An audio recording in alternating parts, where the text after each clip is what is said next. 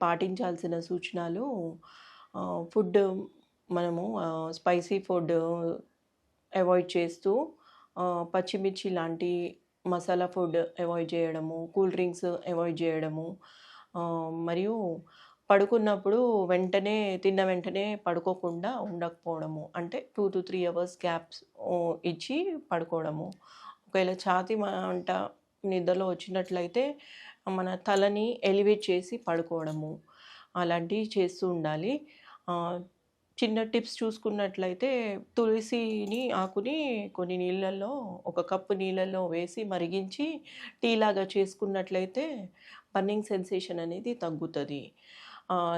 మరియు ginger tea అంటే వాటర్‌లో జింజర్ వేసుకొని ఆహ్, చి లేదా కొద్దిగా ఓమ వేసుకొని బాయిల్ చేసుకొని తీసుకున్నట్లయితే బర్నింగ్ సెన్సేషన్ అనేది తగ్గుతూ ఉంటుంది.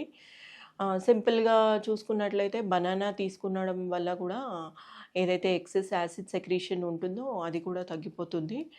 ఆహ్, నార్మల్‌గా రెగ్యులర్ యోగా ఆసన ఖచ్చితంగా చేస్తుండాలి. అందులో పవనముక్తాసన్ అంటే పడుకున్నప్పుడు నీని బెండ్ చేస్తూ చెస్ట్ వైపుకి దగ్గరగా తీసుకోవడము. మరియు ఆల్టర్‌నేట్ లెగ్ కూడా చేస్తూ లేటర్‌గా 2 లెగ్స్ చేసుకుంటూ ఉండాలి. ఆహ్, మరి ఖచ్చితంగా మెడిటేషన్ అనేది రిక్వైర్మెంట్ ఉంటుంది.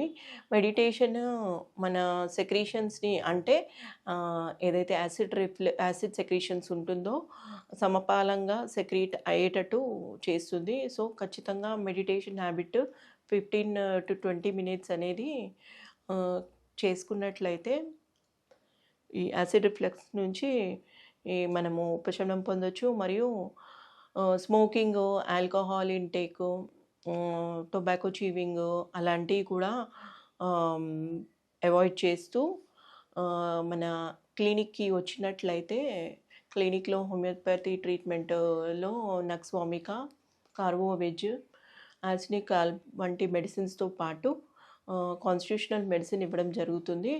సో, పూర్తిగా గ్యాస్ట్రిక్ ఈసోఫేజియల్ రిఫ్లక్స్ నుంచి పూర్తిగా నియంత్రించుకోవచ్చు. ధన్యవాదాలు.